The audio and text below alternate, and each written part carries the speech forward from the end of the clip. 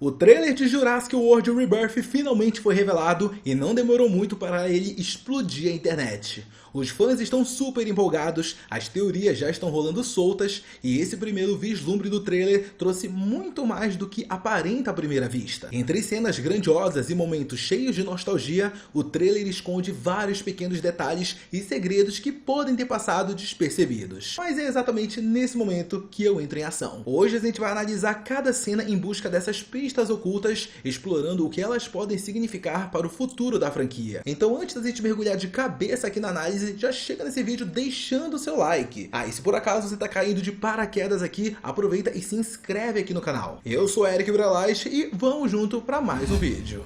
Beleza, então vamos lá. Começando em um museu que está prestes a fechar, a cena foi filmada na Universidade de Greenwich, no Reino Unido, mas de acordo com as imagens do set, representaria um museu de história natural da América do Norte, lá em Nova York. Lá vemos diversos artefatos de dinossauros sendo embalados e enviados, mas o que realmente chama a nossa atenção é um banner muito familiar posicionado acima do T-Rex. Só que essa cena, quando ela é comparada com as vezes anteriores que a gente viu ela tem um tom bem mais de melancolia, vamos dizer assim. O detalhe interessante é que eles recriaram o mesmo banner lá do filme original, como se fosse um artefato histórico que eles decidiram preservar após a sua destruição lá em Jurassic Park. Só que parece que agora ele foi trazido de volta para marcar o fim de uma era. Afinal, é exatamente isso que o trailer tá transmitindo pra gente. Só que dessa vez o banner ele não tá caindo por causa de um dinossauro descontrolado, mas sim porque a sociedade basicamente perdeu o interesse. Ué, como assim? Perderam o interesse? Pois é, galera, é isso mesmo. De acordo com a sinopse oficial do filme, 5 anos após Jurassic World Dominion,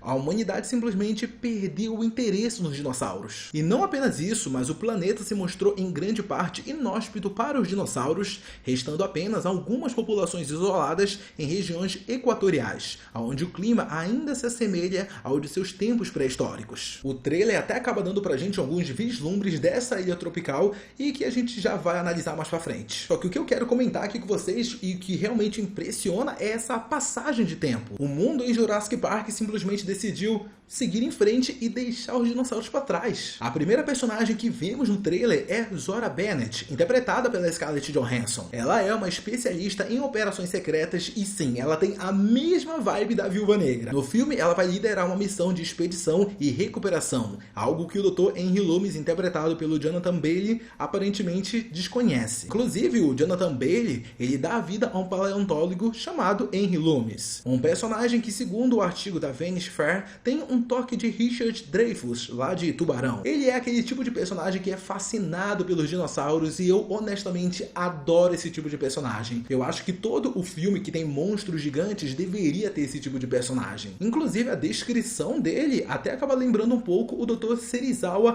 lá de Godzilla de 2014, dirigido pelo Gareth Edwards, que, diga-se de passagem, também está dirigindo o Rebirth. Além disso, Bailey sugeriu que o seu personagem tem alguma conexão com Samuel, outro personagem do filme, tá? Mas quem que é esse Samuel? Bom, algumas teorias apontam que ele pode ser uma das crianças vista nos filmes antigos. Talvez até mesmo um dos filhos da doutora Ellie Sattler, interpretado pela Lala Dream. No entanto, também existe a possibilidade dele ser um ex-colega de pesquisa de Rupert ou até mesmo de Martin Krebs, o representante de alguma empresa farmacêutica que, segundo a Vanity Fair, descobriu uma forma revolucionária de curar doenças cardíacas. Mas é claro que para conseguir alcançar essa descoberta científica, teria um problema. E qual é o problema? Para que esse tratamento funcione, ele precisa do DNA das 3 maiores espécies que existem dentro da ilha. E não é só de 3 dinossauros diferentes, mas também 3 dinossauros diferentes que habitam em biomas diferentes. Ou seja, tem que ser o maior dinossauro da terra, o maior dinossauro do ar e também o maior dinossauro do mar. Eu sei que isso soa extremamente dramático, só que a verdade é que a gente ainda não sabe exatamente qual é a empresa que está por trás de tudo isso. Pode ser talvez uma nova organização ou até mesmo uma forma reformulada da engine Biosyn ou a Marsani Global Corporation. O que a gente sabe é que essa ilha que acaba aparecendo dentro do trailer, ela foi um dos primeiros locais de experimentação da engine com dinossauros, o que acaba abrindo pra gente um leque enorme de possibilidades dentro dessa história. Vemos uma cauda agitada atrás de Loomis e em seguida o dinossauro completo, no caso o Titanossauro. Logo depois aparece um outro dinossauro menor e mais difícil de identificar, mas sabemos que o Quetzalcoatl boatos, ele será mostrado mais adiante. Eu não tenho certeza se nessa cena já é ele, mas provavelmente sim. De volta ao museu temos um novo ângulo, onde um esqueleto metálico aparece ao fundo próximo de Bennett. Ele é pequeno e eu acredito que seja apenas um raptor. O trailer então nos transporta para uma ilha tropical, onde um hidroavião pousa. Essa locação foi uma das primeiras a vazar online, filmada na Tailândia, mas representando Suriname, onde parte da trama deve se desenrolar. No mesmo lugar vemos um grupo jogando e bebendo Pardô, uma cerveja caseira. É nesse momento que somos apresentados a Duncan, que nesse ponto de sua vida escolheu viver fora do radar. No entanto, ele continua sendo um aliado de confiança de Zora, sempre pronto para ajudá-la quando ela precisa resolver algo de uma forma discreta. Duncan é um especialista em logística com acesso em zonas de alto risco,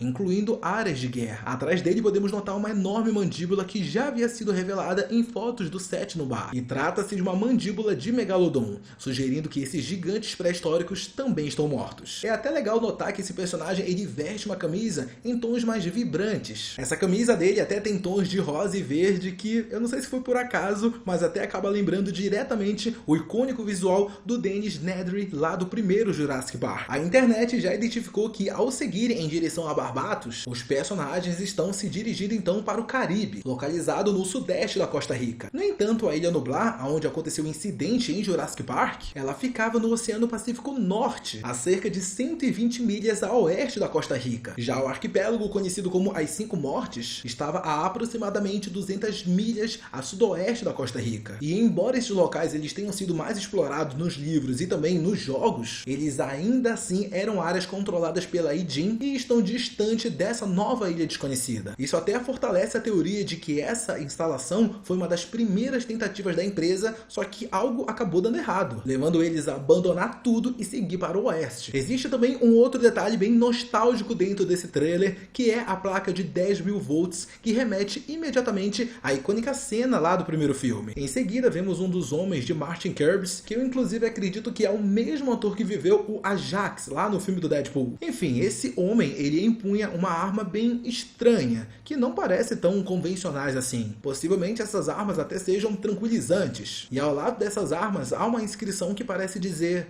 CT3 ES-XT-8000, sugerindo que pode se tratar de um novo tipo de armamento desenvolvido especialmente para a expedição. A cena se desenrola dentro de um laboratório, onde no fundo é possível ver uma placa com a palavra laboratório, além do que parece ser um logotipo desmontado da engine, o que acaba levantando ainda mais perguntas sobre a origem desse local. Existe também uma numeração visível, mas não está claro se diz 00 ou 03. Outro detalhe interessante é a presença de dinossauros armazenados em câmeras criogênicas laranjas, que remete à coloração âmbar das amostras de DNA extraídas de mosquitos fossilizados em Jurassic Park. No entanto, no filme original, as amostras de DNA que Nedry acaba roubando estavam armazenadas em câmeras criogênicas azuis. Será então que os cientistas resolveram mudar de tecnologia por conta das falhas que acabaram acontecendo nessa antiga ilha? O dinossauro dentro da câmara é um Velociraptor que lembra os vistos em Jurassic Park, só que com uma diferença perturbadora.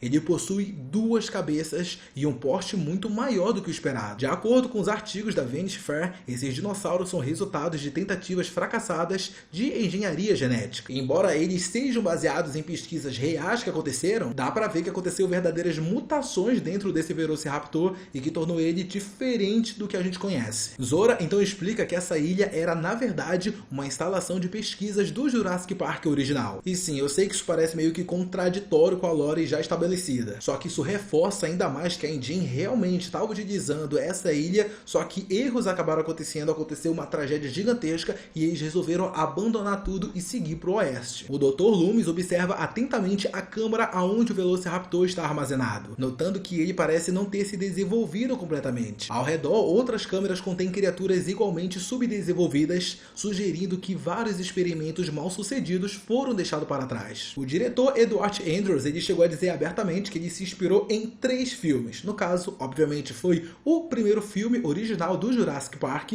também tivemos Indiana Jones e tubarão. E todas essas influências, vamos dizer assim, podem ser mostradas dentro do trailer, como por exemplo em cenários da ilha que remete a Indiana Jones e também em ruínas com inspirações Inca. A cena seguinte traz um enorme monstro mutante. Diferente dos dinossauros de Jurassic World Dominion, ele é levemente menor, tem tons azulados e uma aparência assustadora semelhante à de um xenomorfo misturado com o T-Rex e o Rancor de Star Wars. Duncan tenta distrair o dinossauro com um sinalizador, remetendo à icônica cena lá de Jurassic Park de 1993. Também há uma referência ao icônico carro vermelho e amarelo do primeiro filme, além do retorno do Dilophosauro, famoso por cuspir veneno. Uma cena sugere um possível ritual de acasalamento da espécie inspirado no livro original. Outro momento tenso envolvendo um T-Rex adormecido perto do rio lembra uma sequência do romance de 1990. O trailer ainda revela o retorno do Spinosaurus, ausente desde Jurassic Park 3. Agora em um visual mais colorido e ameaçador. Jurassic World Rebirth vai estrear no dia 3 de julho de 2025, o mesmo mês do Superman e também de Quarteto Fantástico. Mas e aí, qual desses filmes você tá mais no hype pra ir assistir? Ah, e você reparou em mais algum detalhe que eu acabei não mencionando dentro desse vídeo de hoje? Então comenta aqui. Muito obrigado a você que assistiu esse vídeo até aqui, não sai dele antes de deixar seu like e se inscrever no canal. Um beijo, um abraço e até a próxima. Tchau!